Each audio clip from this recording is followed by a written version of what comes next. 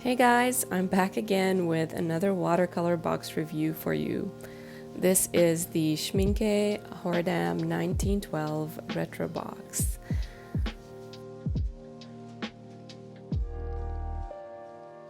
I'm going to open it and review it and see how it compares to the beloved Horadam bijou box that includes the portable water container that we all know and love. What they say about this set is that it is inspired by their original packaging and colors from 1912. I don't know how different they are, but we're just gonna go ahead and start looking at this little guy. It is so cute, and I love the font that they use there.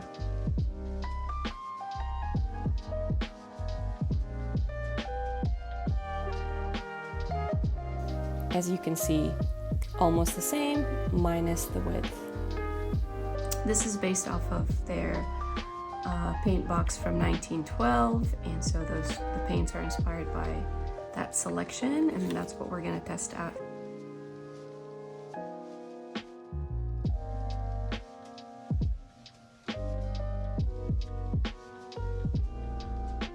Cute. And here's our little paint set. Similarly to the bijou box that I had from before, you can take these out and replace the pans when you need.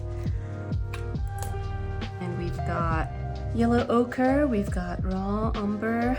This is a new one, or an old one, I should say, English Venetian red. I'm excited to try that out. We've got a Payne's Gray, which I love. I always use Payne's Gray. I don't like when they include black, but Payne's Gray is wonderful. We've got Viridian and Ultramarine Finest, my favorite, and Vermilion, which is like an orangey red. I'm curious to see the difference between these two. Lemon yellow. So I'm gonna test this out and just see. And I believe it's the same pan size as their other box.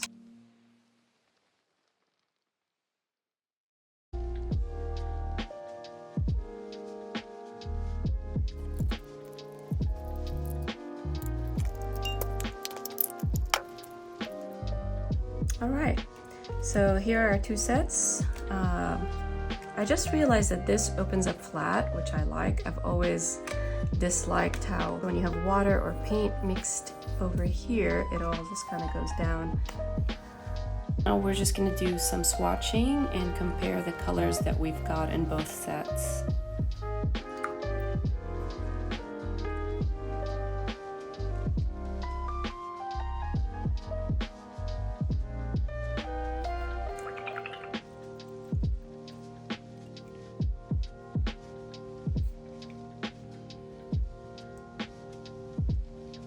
This set has sap green, and that's Viridian.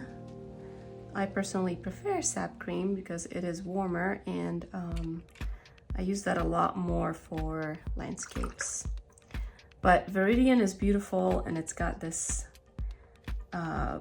brightness about it, and I think it mixes well with some of the natural browns here and create beautiful kind of like dark values if you want that. And then this little set also has Prussian blue right here. So this one has two blues. It's got the Prussian and it's got the ultramarine, and so that's always a plus, right? I say that because I love blues, and I think we need more blues, and this set only has one blue. But thankfully, they've chosen the ultramarine blue, which is my favorite. It's so beautiful. Look at that, just gorgeous blue. It's forming right before our eyes. And I think I need to clean my ultramarine blue in this one before I swatch it. Okay, so this one's looks like it's a different ultramarine blue. It looks a little deeper, a little darker than this. I think that one is this is a French ultramarine, and this is a fine ultramarine, and there's a difference. This one's just a little deeper, I think, from what I can see. What else? Okay, this is that Viridian color that I'm interested to see. Oh, beautiful. So bright. Absolutely beautiful. Look at that. And in comparison, I think we would have, I think this is a cad orange, if I'm not mistaken. I'll push those down a little bit. A little similar, I think, but this is just a little bit more red than that. This is definitely an orange. And we've got our beautiful rose red here, which I love to mix, especially with ultramarine. And over here, we do not have another red. Oh no, sorry, this is the Venetian. Oh, I'm getting them mixed up. This is the Venetian red. So it's more of a, like a brick brown color, which is beautiful. Yeah. Let's test these yellow ochres and see if they're... Now this yellow ochre looks to me different from this yellow ochre. Let's see what we've got here. Almost golden, very bright yellow. And this yellow ochre is a little lighter in consistency, that's for sure. It's not as powerful as that one. I don't know if that's just like a different mix of yellow ochre, or I don't know really. This just looks more golden to me, more bright. Okay, lemon, yellow. I'm expecting this to be exactly the same on both sets. It's beautiful bright yellow. And over here, looks to be the same to me. Okay, what else do we have? Raw umber over here. Which feels like, it feels like it's almost like yellow ochre, just a little bit browner, a little earth tone.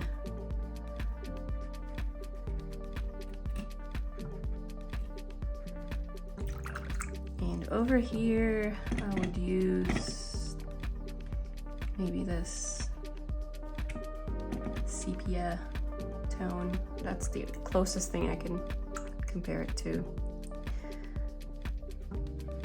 Obviously very different, but good options on both. I would rather have this color than the raw umber, I think. Last one is, ooh, that's more, yeah, that's that Payne's Gray, which mixes it. It's a great color to mix with all the other color to make them darker in value. So that's nice to have.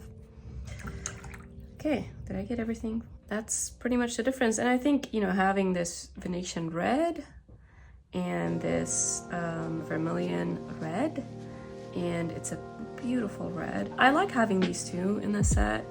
I love the brightness of the ultramarine. I like the Payne's Gray. I don't care for that raw umber color. This is what we've got. I guess this is more of a traditional set than this one. The rose here is always nice because it, you know, gives me options when I'm painting portraits and flowers as well. The Prussian blue here is always helpful to have for like seascapes, oceans. And now it's time to do our little sketch. I decided to sketch John Singer Sargent, a beloved artist by so many people. I just love this pose of him in Switzerland, I think in the Alps. He was doing plein air painting. It's a black and white photo, so I'm gonna take liberty with colors and test out our paint set.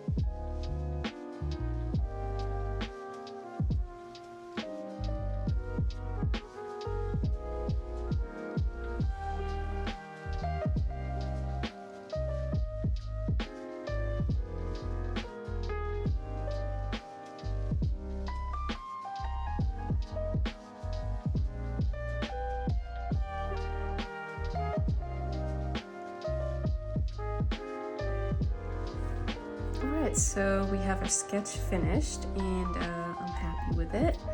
I did sketch this from a black and white picture, so I kind of just improvised with my color choices. Since the sunlight is hitting from this right side, I used my yellow ochre on this side and blue on the kind of shadow side, as you can see, and I loved using that red for the vermilion for just kind of some of the skin tones there, and just kind of a pop of color, since it's such a muted picture, I guess. I used a lot of Payne's gray, as you can see, which I really wasn't expecting to do. I just find myself gravitating towards it and mixing it with some of the browns and the reds and the blues to get darker shades. And for that reason, I think this is a great addition to the set, is that it's giving you a wider range of value. I've even mixed it with the red as well, and the greens here. I muted some of the Viridian with the raw umber. So I do like this set. I, for some reason, expected it to look brighter in terms of just colors, but I'm happy with how it turned out. And again, I was painting from a black and white photo, because back then that's all you could take is a black and white picture. And so maybe in that sense, it's kind of fun to also redo this sketch with maybe some different value scales, and just see if I can get some of those dark tones without using Payne's gray, just purely with color. But I don't regret doing it this way this time around, and I get to experience the range that they've provided for us in this box, and so I am happy with it. I would love to hear your thoughts in the comments. If you have any questions or comments for me, what would you like me to review, and maybe what areas would you like me to focus on or answer for you?